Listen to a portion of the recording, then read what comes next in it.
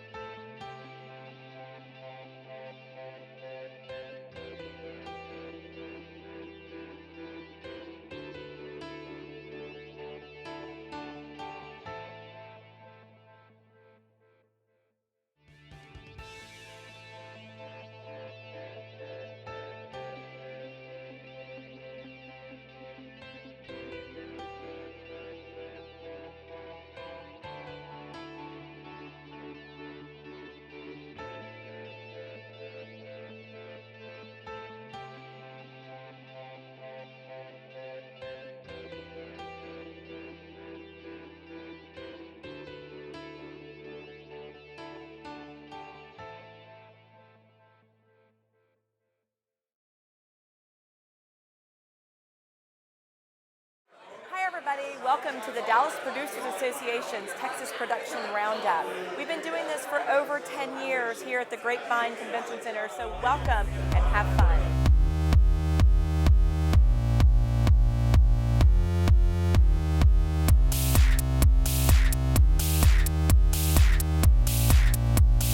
I've been coming to the Production Roundup for about 7 years now, and every single time I come, I find it's getting bigger and bigger, and more people have come out this year than ever before.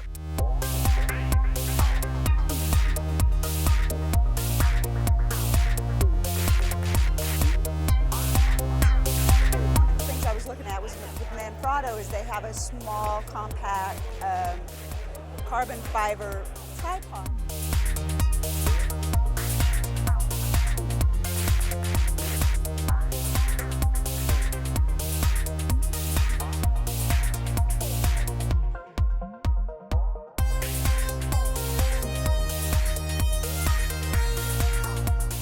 Types of seminars. We have one room is seminars that are only by vendors, so they're usually showing off equipment that they have. Might be new cameras, might be new lighting systems, mixers, things like that. The other one is one that we as the DPA do, which are classes. We try and teach people different aspects of the business. So, for example, we had one about shooting for green screen. We also had one about post-production for green screen, so you kind of get the whole process. We're doing one actually right now, which is about film competition.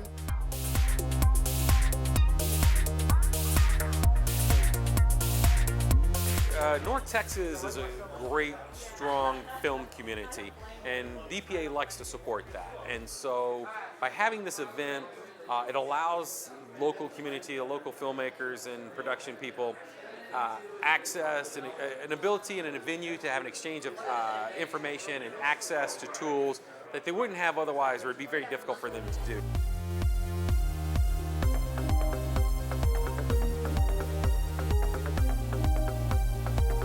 The networking that can happen here at the Production Roundup is bar none to any place else in Dallas throughout the whole year. That's a soundbite, people. Da da da da da da.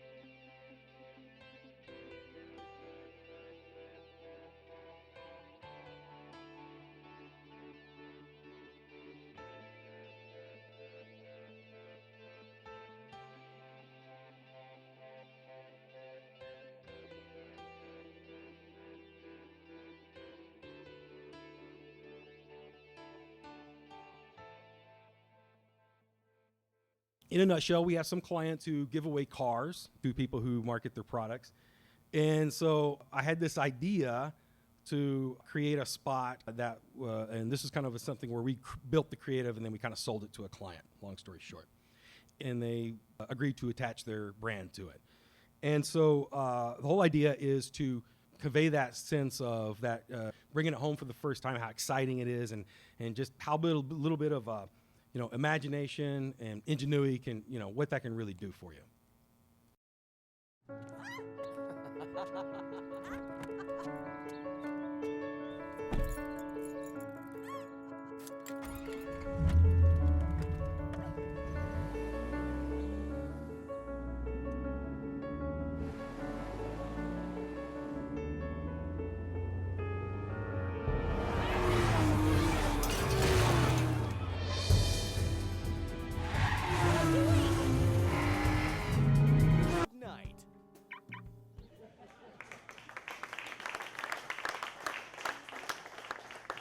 So we want to create, an exciting emotion, tie it to the client's brand experience.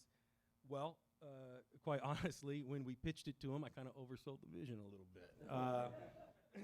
We hadn't really locked in budget and everything, and we had this really cool animatic made up.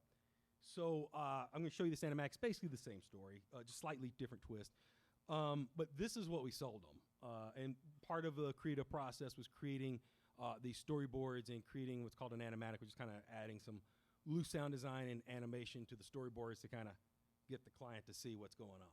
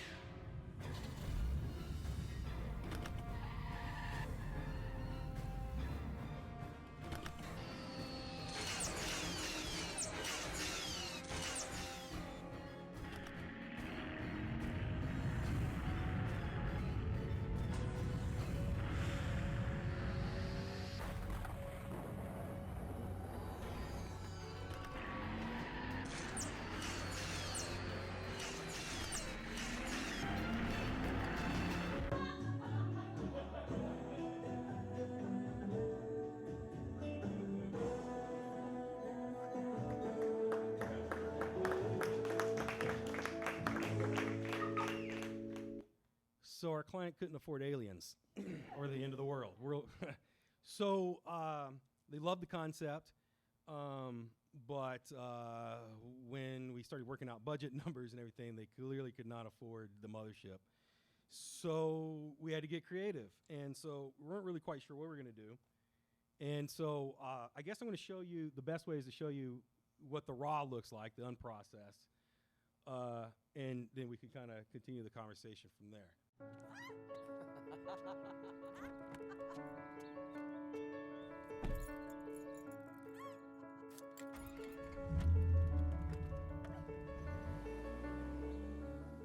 So the actors never really did leave the driveway, just like in the dream sequence.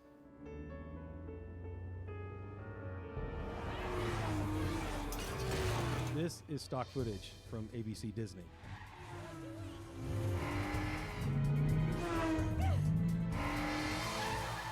Let's see what this car can do. Turn left. Lots Hold of fake on. camera rattles. They're still behind us.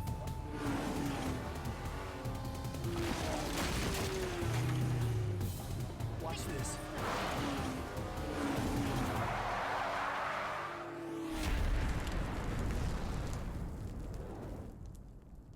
Luke did all the compositing, right, and corrections on that. Did a fantastic job. There's tons of work that you wouldn't notice unless you watch it over and over again. Reflection maps on the car. I don't know if you noticed, but he actually also inserted the CGI, inserted the Mercedes in a couple of shots. Did a nice job blending those works.